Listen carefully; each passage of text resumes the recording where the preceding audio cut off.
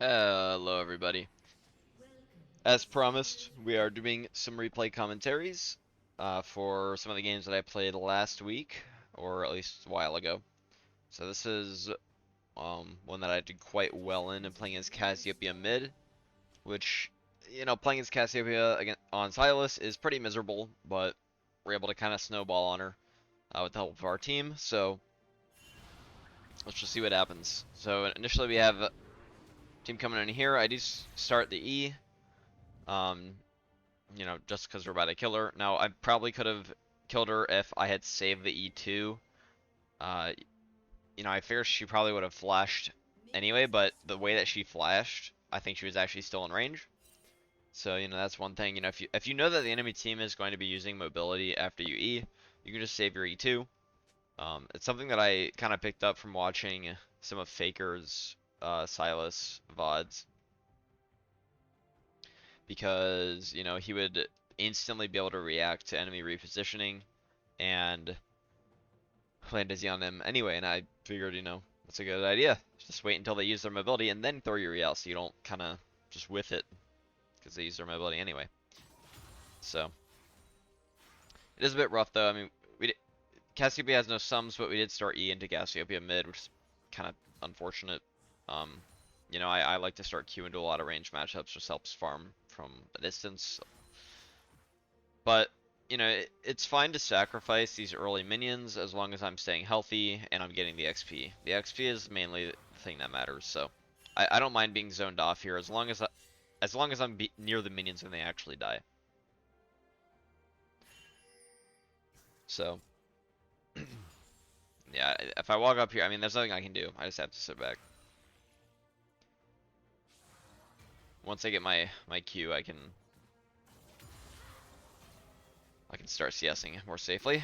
Which we got right there. And of course, the first one that we throw out, we don't get anything. We miss 2 CS, but it's fine. And yeah, I mean, this lane is definitely a survive lane.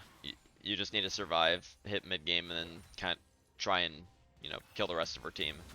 It's very hard to do much to Cassiopeia on your own. She out DPSs you. She can stop half your kit by pressing one button. So overall, it's very, very unfortunate matchup. You can see, I'm just staying back. I'm taking a little bit of poke from her Qs or whatever, but I'm making sure not to get close enough where she can actually E me consistently, because taking E's from Cassiopeia is just a recipe for disaster. You're just going to take so much damage, so much poke.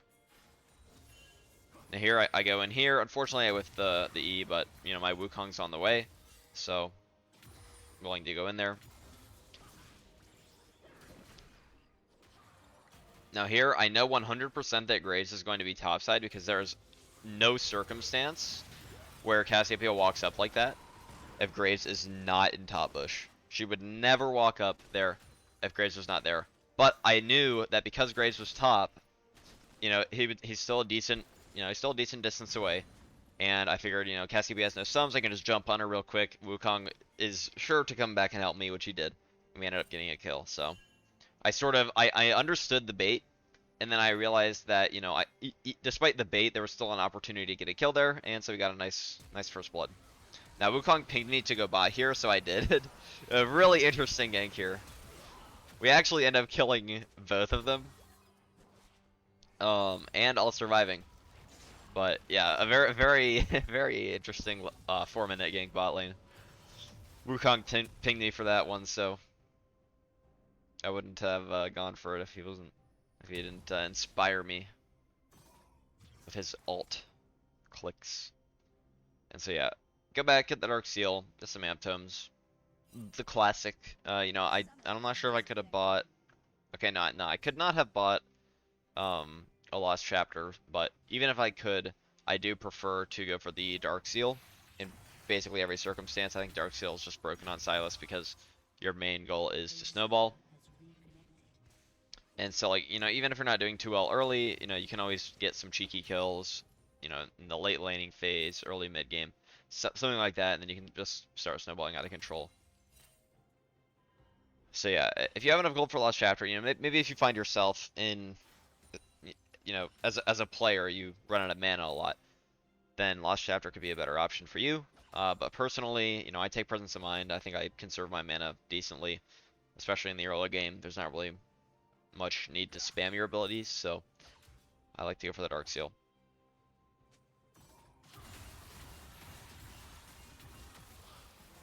Now here, you know, I tried to go in for a full trade. I should have known, you know, I didn't expect her to have her exhaust back up. I'm not sure if it would have mattered, but we actually landed a really nice trade on her. We landed everything, got her down super low, but it just wasn't enough to get her close enough to death. I should have waited for my Ignite. You know, Cassiopeia can kind of get those free kills on you like that if you ever try to engage. You know, I didn't have anything up, but she just slowed me and then kind of E'd me to death. So I should have been more aware. I should have respected Cassiopeia's damage a bit more, and I either should have waited for my Ignite to come up, or maybe gone for a less committal trade. Maybe poked her a little bit and then gone for something like that. But I figured that, you know, since I had that advantage on her, I would be fine, and, you know, I ended up kind of inting. Go for a wave clear combo here. Maybe it wasn't necessary since the wave was kind of pushing towards me, but I wanted to maybe look for a roam, so I wanted to get the wave under. Sona ult is really nice because, you know, it's just long range, wide, crowd control, does a decent amount of damage. It's really nice for, you know, picking off targets. So I figured I might be able to do something down here. Now this was pretty unfortunate because I was kind of split here. I was like, well, do I help my Wukong or do I try and dive with the bot lane? And Wukong ended up kind of griefing here, and I couldn't help him. And then, you know, I tried to keep going for the bot play here. Sorry, and wasn't quite able to get a kill. And the enemy kind of just collapsed on us. So Wukong kind of trolled that. You know, maybe if I was a bit more decisive, I would have been able to kill. Also, I probably could have killed the Gravestar if I landed my E, but I was a little bit panicked. And yeah, an unfortunate play. We kind of all died. Wukong really trolled us there.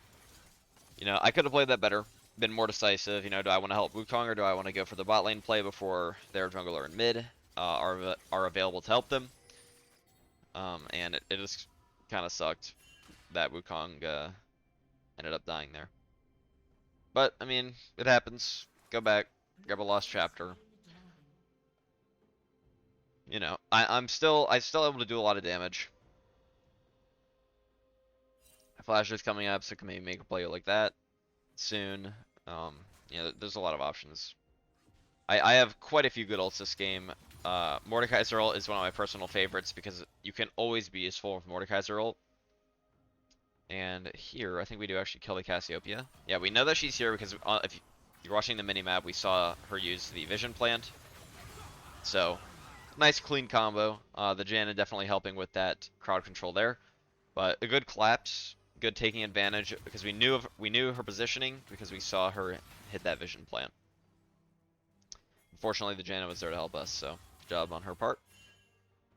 Now I'm gonna walk up, help my Wukong. Just, you know, Mordekaiser was in the area. I just want to make sure that he's not gonna go anywhere.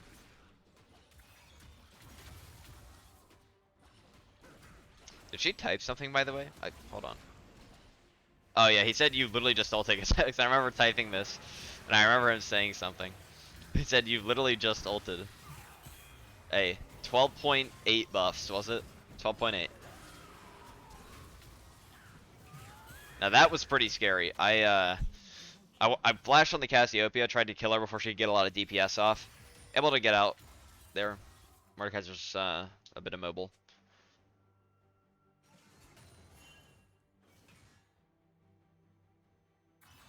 Yeah, playing around your team on Sylas is really important. You know, I played around my Janna. You know, I'm just putting confidence in my team, and I'm putting confidence in my own abilities to take these, like, you know, slightly early mid game fights. You know, it's still the laning phase, sort of like the mid laning phase. And yeah, I'm confident in myself to win these fights. I'm confident in my team to help support me, and we're ending up getting a lot of value from these. That's something that you guys need to test on your own. You just need to get very comfortable with fighting, especially early on Sylas, because if you're not taking early jungle fights, on this champion, then you're missing out on a lot of potential snowball potential. Um, and Sylas snowball is very hard. You really want to, be able to get fed early because then it'll just make it so much easier to close out the game. And Sylas's late game isn't terrible, but it's definitely not as great as a lot of other champs, and it's pretty easy to get shut down in late game fights. So if you can end the game before that happens, then that would be ideal. Now, I defend my ward here because I know Wukong's up in river, so, I'm confident. Again, I'm putting confidence in him. I'm playing around my team. I'm allowed to play up when he's nearby because I know that he's able to help me if it comes to that, so. Don't play scared when your team is around. Especially if you're doing well. Which, I'm doing pretty decent. I have 5 kill participation. Not particularly fed, but I do have an Everfrost, so that is quite nice.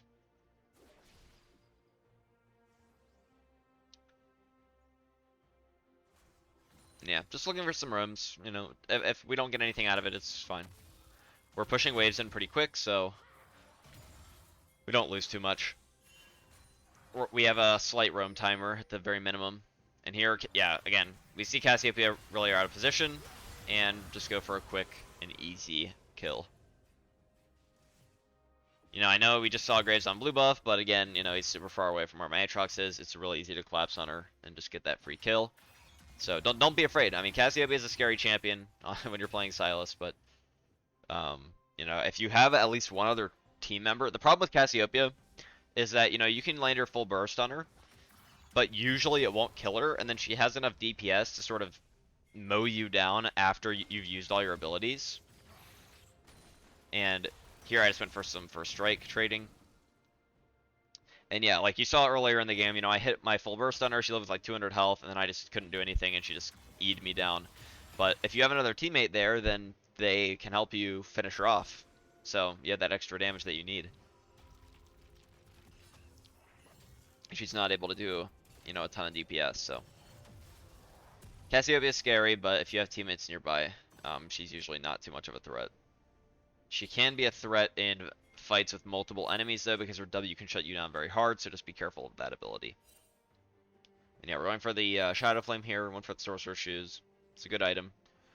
Magic Pen is really nice, and the movement speed is really, really nice, especially if we're trying to roam and do all that stuff, so. Clear that wave, head down towards Dragon. Our Wukong did end up stealing it, which was nice, and now we get a nice fight here. We have a lot of AoE ults, so I go on the Aphelios here. He is the highest priority target that I can reach. It's pretty close, but we end up getting him down. Have a lot of summoner spells used on us. Throw the E backwards towards the pit there, just in case my team needed it. They didn't, but I'd rather land an E like that and have Sona get away than, have my team lose that because Cassiopeia bursts him down with her E and her sustained DPS. Yeah, we get the Sona anyway, so it's all good. And yeah, a good fight, any fight where you're not getting focused is a good fight, and Cassiopeia there wasn't focused on us, so we were kind of able to just jump into their backline and destroy them. And here, do a classic combo, land the E right into an Everfrost, into a Q, and a W. Pretty classic combo. I'll probably make a Sylas combo guide soon, actually. I'll make the one about playing as early, mid, and late game. I mean, that's 3 different guides, but yeah, I'll make those. And then probably have a combo guide coming soon, because Sylas is very nice because all of his abilities are sort of self-sufficient. They all do massive damage and have really nice effects on their own. So it's not a champ like Echo where, his W is an obvious utility spell and stuff like that. All of Sylas's abilities are absolute nukes of abilities, and they're all really good in a vacuum. And so there's a lot of different ways that you can combo his abilities together, and a lot of it, there aren't really many specific combos like, you should do this every single time you play Sylas. It's more about getting comfortable with using his abilities together and being able to weave together your auto attacks and abilities. So I'll probably make a guide discussing that a bit more sometime soon, hopefully.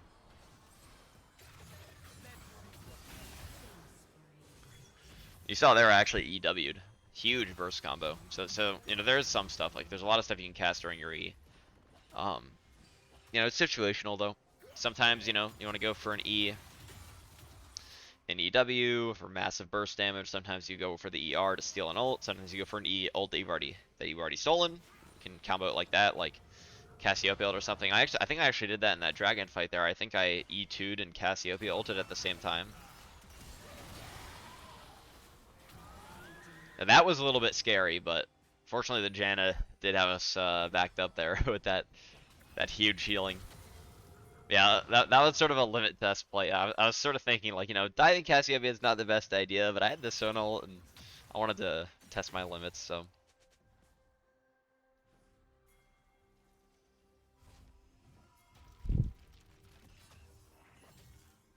Yeah, we're gonna go back here, get our Shadow Flame, probably work towards our Zanyas. I'm not sure how much gold I have here. Not too much, so I'll probably go grab a stopwatch, yep.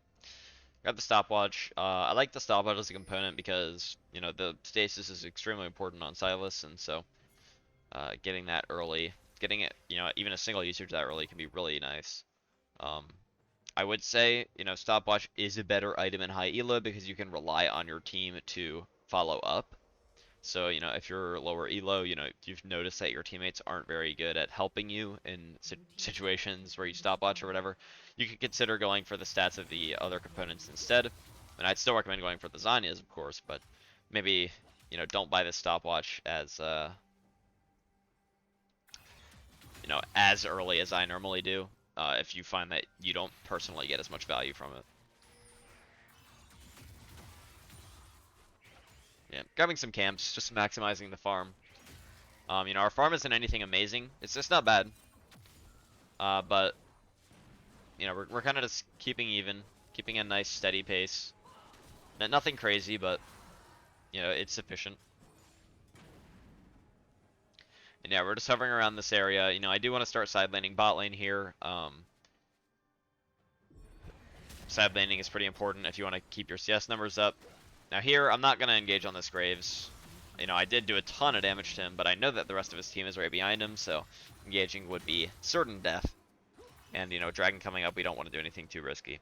So, I'm sort of just gonna... I'm gonna play up to try and pressure them, but I'm gonna make sure that I'm not actually full committing until here, because I see them all walk away. So right here, you saw we had vision of them, and I actually just one-shot him there. And that's when I go in. So timing is everything. I saw his Sona and Graves like right near him, so I obviously can't go in, or they'll immediately turn around and you know, kill me. But as soon as they walk away, I'm instantly ready to jump in and you know, grab that free kill.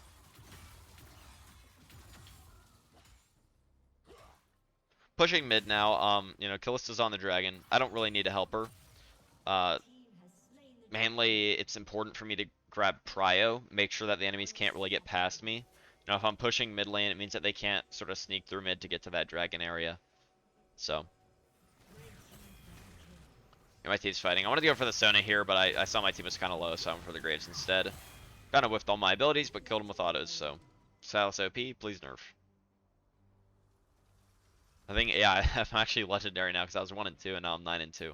So this was a really, really good example of just like snowballing it insanely hard. Like we weren't even that fed. We were like I think we were 1 and 2 at one point. You know, we got like 2 kills. We weren't super far ahead, and we were still able to just completely dominate the game in those dragon fights and all that, and we just completely snowballed out of control. And a lot of that was thanks to our team. Our team did a very nice job of supporting us.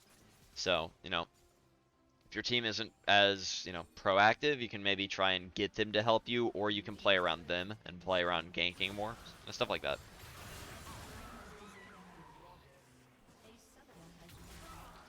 So yeah, at this point, just gonna push with my team. I haven't been side laning it too much this game. I did try it for a little bit, got that kill on the Aphelios, which was nice, but and yeah, we kind of just instantly go in there and absolutely destroy them. Got that Cassiopeia ult off. I think I was exhausted too, but it didn't even matter.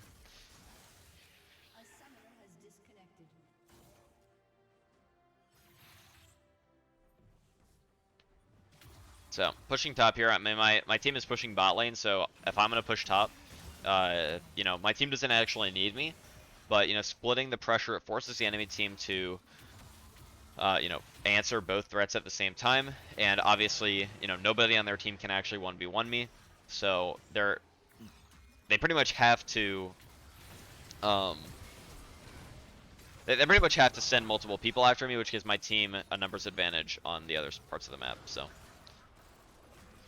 I have the Graves and the Mordekaiser out here. Don't go in because I figure his team's gonna be right behind him, so I don't want to into away my shutdown. You know, that's some that's some restraint right there.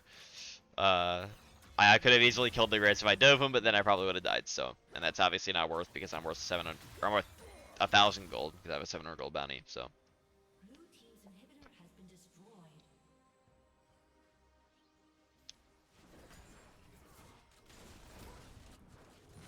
And yeah, I think I end here. Yeah, I tried to go for a nice Everfrost combo on him, but he ends up getting out of my queue, so I don't one-shot him, and then I think I got CC'd. And I kind of end up griefing. A little bit sad, because my KDA would have been a lot better if I only had 2 deaths, but... My team does fortunately win this fight. The Aatrox absolutely dumpsters our entire team. He built Eclipse, so he's has a ton of damage. 500 healing, by the way, from an Aatrox Q3. You know, it does hit the middle, but, you know, as a Sylas player, I'm jealous. I wonder what our healing actually is. I don't think I respawn. Might not be able to check before the game actually ends. Well, let's see if we can. Can we pause it in time? Come on. Okay, we paused it in time. So yeah, my max healing is 469, and this guy healed like 20 more than that with a Q3 against a single target. So, you know, it is what it is. My healing is sufficient when it's on, you know, a point and click 500 damage nuke. Aatrox has to land his. So, yeah, I mean, overall, a pretty well played game. You know, my team definitely helped me a lot there, but I was able to capitalize a lot in those fights. And let's see, where was that dragon fight? It's over here, I think. Yeah, able to capitalize a lot in those fights. You know, here you see I'm 3-2. I have 3 assists too, so 6 Darksteel stacks. But I'm not super fed. But I have even a slightest advantage, and I am super good at, you know, taking those very slight advantages and just completely snowballing out of control. You see here, like, you know, I'm kind of even, but in this fight, okay, I also just realized I did not E E with the Cassiopeia ult there, so what I said earlier was not true. And yeah, I'm able to just jump on their backline, take out the Aphelios, run down their Sona, and at this point the game is basically over, because now I am actually fed with these 2 extra kills. And First Strike fits that playstyle super well because, you know, I know that I can carry super hard if I get a slight advantage. And so First Strike is just great for that playstyle because, you know, gives me even more of an advantage. Lets me farm extra gold. So, personally, that's my analysis, my own playstyle. But yeah, pretty nice game. Didn't start out too well. You know, we had the early kill and then we kind of ended a little bit, but and yeah, I mean there's just an amazing example of just knowing my limits. I mean, I was able to one-shot him. I haven't even gone back since those last 2 kills, but I literally one-shot him. The Wukong didn't even get an assist there, and I just knew that I could do that. And so that, I mean, that's a free kill. And if you didn't, you know, if you weren't aware that you could do that, like if I wasn't aware that I could kill him there, then I would have missed out on a free kill. Aphelios stays alive. You know, he doesn't miss a decent amount of CS. And does it change the course of the game? Maybe not, but you know, it's just optimizations like that. So yeah, yeah. If you like this content, you want to see more, consider liking, subscribing, leaving a comment. Any feedback would be greatly appreciated. And yeah, if you enjoyed, thanks for watching.